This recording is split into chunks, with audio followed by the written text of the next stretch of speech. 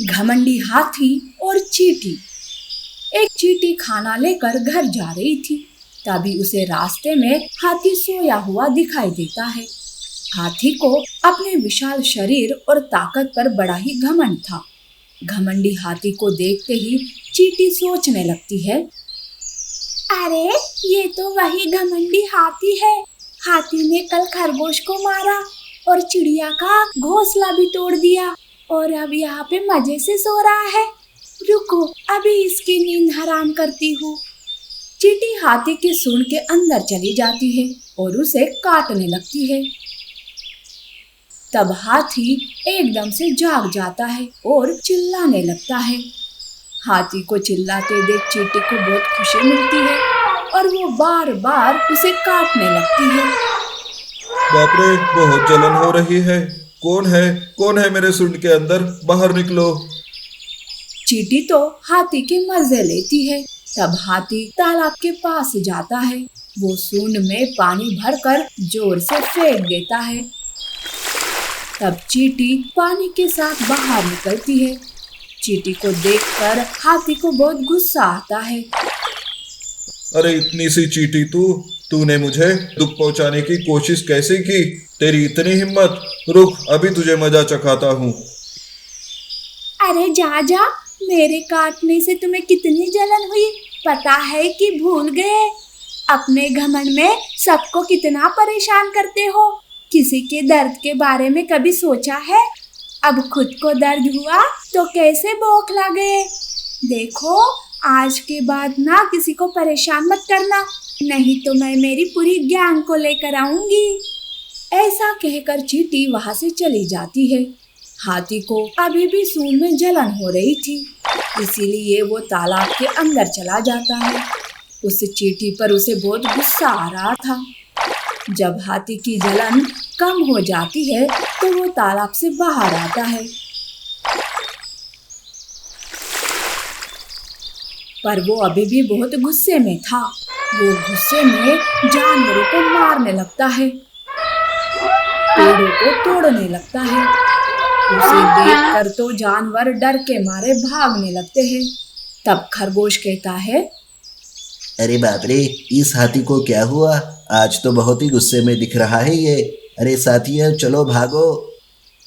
जानवर डर के मारे अपने अपने घरों के अंदर छुप जाते हैं। दूसरे दिन हाथी जंगल की सैर कर रहा था कि तभी उसे चींटियों का घर दिखाई देता है। हाथी चींटियों का घर तोड़ने के इरादे से आ रहा था, जिसे चींटियों की रानी देख लेती है। वो हाथी के सामने आकर कहती है, हाथी भाई, बड़ी मेहनत से हमने ये घर बनाया है, इसे मत तोड़ो, कृपा करो हम पर।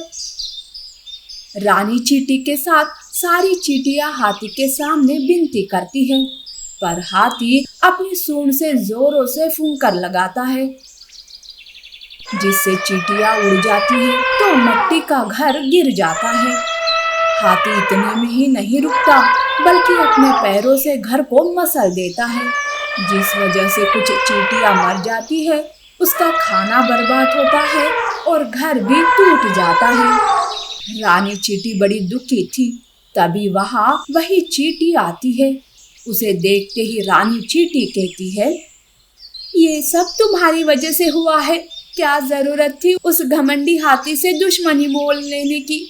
अरे यहाँ सारे जानवर उससे डर के रहते हैं। चींटी, अब तू ना हमारे साथ नहीं रह सकती, चली जा यहाँ से।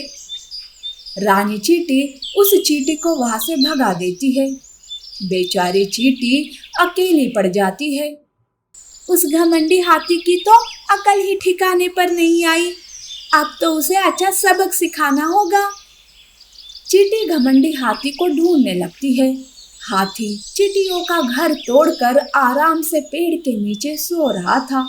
उसे देखते ही चींटी सोचती है, अरे पास में ही एक दलदल है, कैसे भी करके इस मोटे घमंडी हाथी को वहां तक ले जाना होगा। ऐसा सोचकर चींटी हाथी के कान में घुसकर उसे काटने लगती है। हाथी समझ जाता है कि ये सब चींटी कर रही है। तब वो अपने कान को जोर जोर से फड़फड़ाने लगता है। चींटी कान से बाहर आती है और कहती है, हाथी, तुमने अच्छा नहीं किया। तुम्हें बदला लेना था तो मुझसे लेते। बाकी चींटियों ने क्या बिगाड़ा था तुम्हारा? वैसे मुझसे मुकाबला करने के लिए डर गए थे क्या? चींटी हाथी को उकसाती है। तब हाथी उसे पकड़ने जाता है, पर चींटी दलदल की तरफ भागने लगती है। हाथी भी उसके पीछे भागने लगता है। दलदल पास ही था। तब चींटी उस दलदल में पड़े एक पत्ते पर चढ़ जाती है और तैरने लगती है। गुस्सैल हाथी ये भूल जाता है कि उसका शरीर मोटा है और वो दलदल में फंस सकता है। गुस्से में तो ये सब कुछ वो भूल गया था और वो दलदल में उतर जाता है। जैसे ही हाथी दलदल में उतरता है वो फंसने लगता है। तब वो जोर जोर से चिल्लाने लगता है, मदद करो, मेरी मदद करो, दलदल से मुझे बाहर निकालो। चींटी पत्ते से तैरते हुए बाहर आती है। हाथी के चिल्लाने से सारे जानवर वहां इकट्ठा हो जाते हैं। हाथी की ये हालत देखकर वो सारे बहुत खुश हो जाते हैं। हाथी बार बार उनके सामने मदद की भीख मांगता है। तब चींटी कहती है, देखा, आखिर तुम्हें भी किसी की मदद की जरूरत पड़ ही गई ना। इसीलिए कहती हूँ कि अपनी ताकत पर घमंड नहीं करना चाहिए और सबके साथ अच्छा बर्ताव करना चाहिए। हाँ चींटी, आज से मैं सुधर जाऊंगा, किसी को परेशान नहीं करूंगा। बस आखिरी बार मुझे बचा लो, मुझे सुधरने का एक मौका दो। तब सारे जानवर मिलकर हाथी को दलदल से बाहर निकालते हैं। हाथी का घमंड उतर जाता है। वो अपनी गलती सुधारता है और सबसे अच्छा बर्ताव करने लगता है। हाथी चींटी का दोस्त बन जाता है और उसका घर बनाने में उसकी मदद करता है।